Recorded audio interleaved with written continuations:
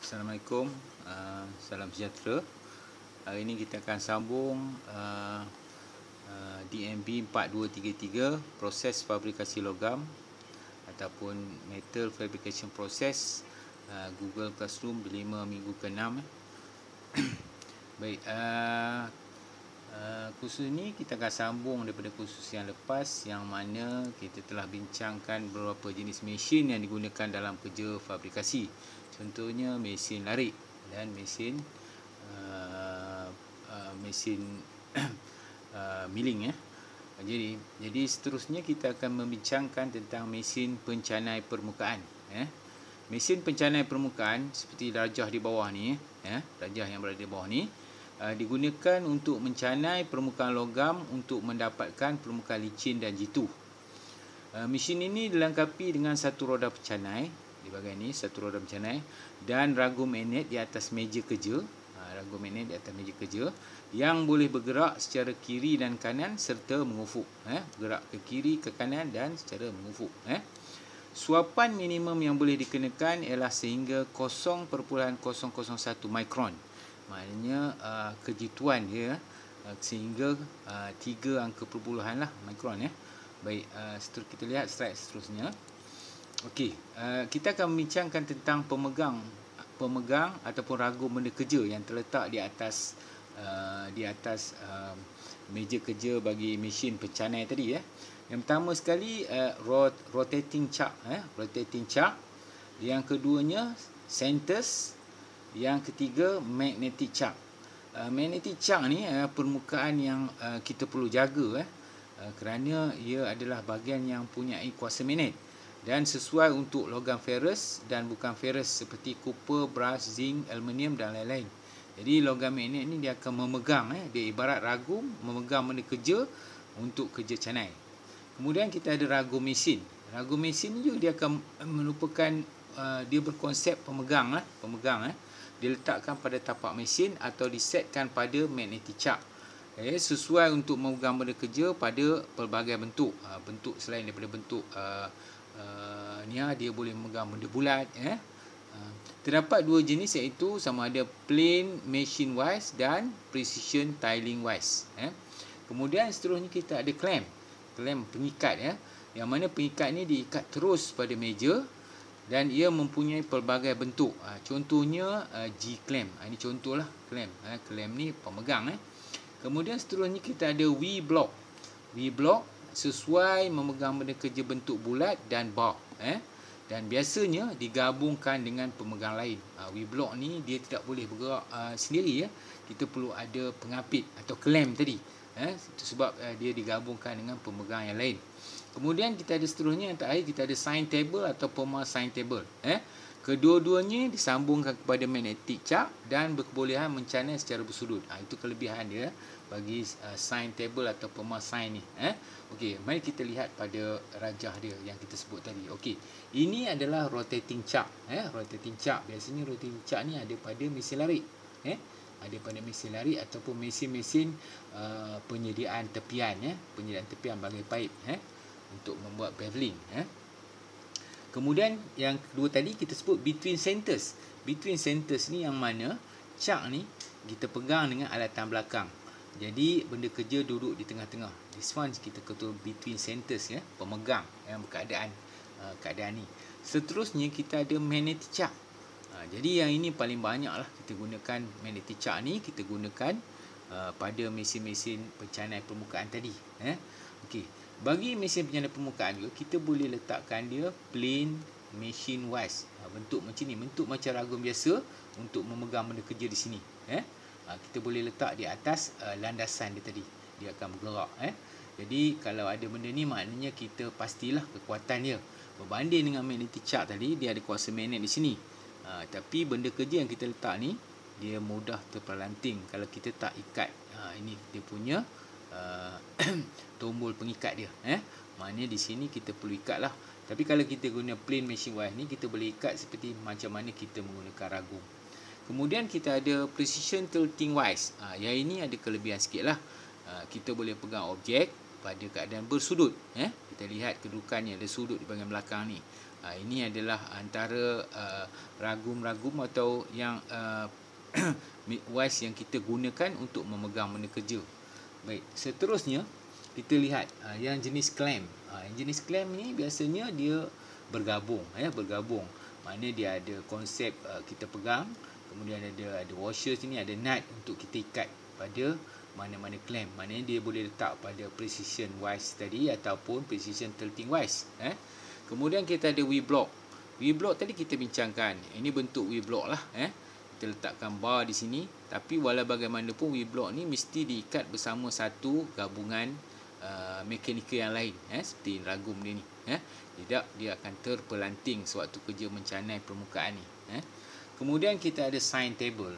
Kita ada sign table dan kita ada perma sign table. Okey, sign table ni biasanya kita letakkan di atas magnetic chart tadi.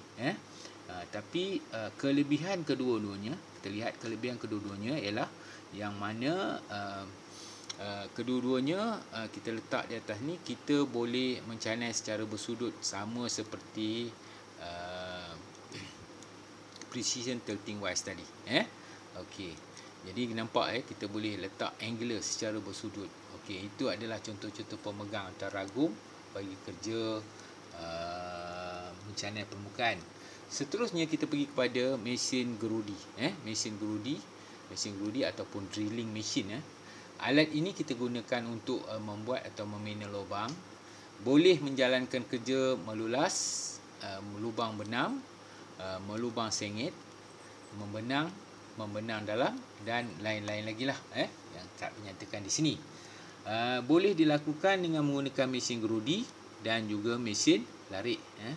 Bahan mata gerudi diperbuat daripada keluli berkarbon tinggi, keluli tahan lasak dan tungsten karbida. Biasanya bahan mata gerudi ni dia bersifat ketiga-tiga sifat ni lah, berkarbon tinggi, tahan lasak serta tungsten karbida, dan merupakan bahan yang begitu kuat.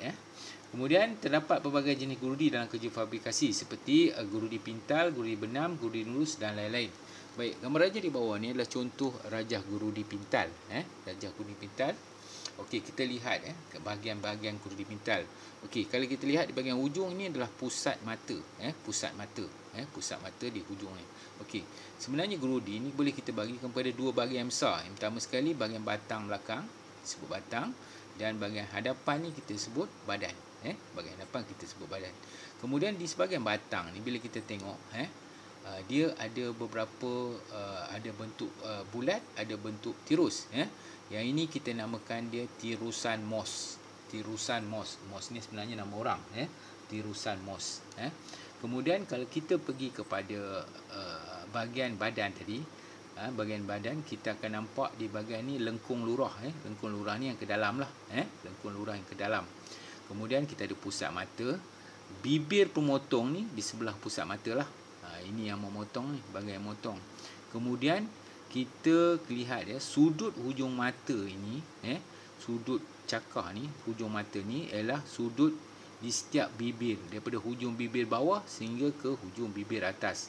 Jadi itulah sudut hujung mata. Kemudian kita nampak lurah, kita nampak lurah di bahagian lurah dalam. Kemudian di bahagian lurah, okey, kita nampak jidar. Jidar ni dia merupakan satu lapisan berhampiran dengan lurah dan bahagian yang paling tinggi. Bahagian yang paling tinggi kita nampak. Jadi kalau kita lihat tadi, gerudi pintal ni terbagi kepada tiga bahagian utama, iaitu batang, leher di tengahnya dan badan. Di bahagian batang kita ada tirusan Mohs. Di bahagian leher ni dia pemegang. Kemudian kita pergi pada bahagian badan, dia akan ada pusat mata, dia akan ada bibir pemotong, dia akan lurah, dia akan jidar. Jidar. Kemudian kita ada lengkung lurah, dan kita akan nampak sudut hujung mata. Sudut hujung mata. Baik, ini adalah rajah ataupun bahagian-bahagian pada gerudi pintal. Baik, seterusnya kita lihat pada jenis-jenis mesin gerudi. Yang terdapat di bengkel kita lah, ataupun di mana-mana bengkel. Mesin gerudi ni kita boleh bagikan kepada beberapa jenis lah. Tapi yang paling kita banyak jumpa ialah mesin gerudi tekan. Tekan jenis meja yang kita lihat ni, jenis meja makna terletak di atas meja, ataupun yang jenis lantai, sama ada dia panjang dia terletak di lantai. Ini ada dua bahagian lah. Jadi kalau kita tengok di bahagian ini namakan bindu, pemegang mata alat. Motor bagi gerudi di atas. Kemudian dikata ada tuas pemasuk, inilah yang akan menekan bindu ni ke bawah. Kemudian kita ada meja gerudi. Kemudian kita atas meja gerudi kita ada ragum gerudi. Lepas tu kita ada pelaras meja gerudi di bawah meja ni tadi.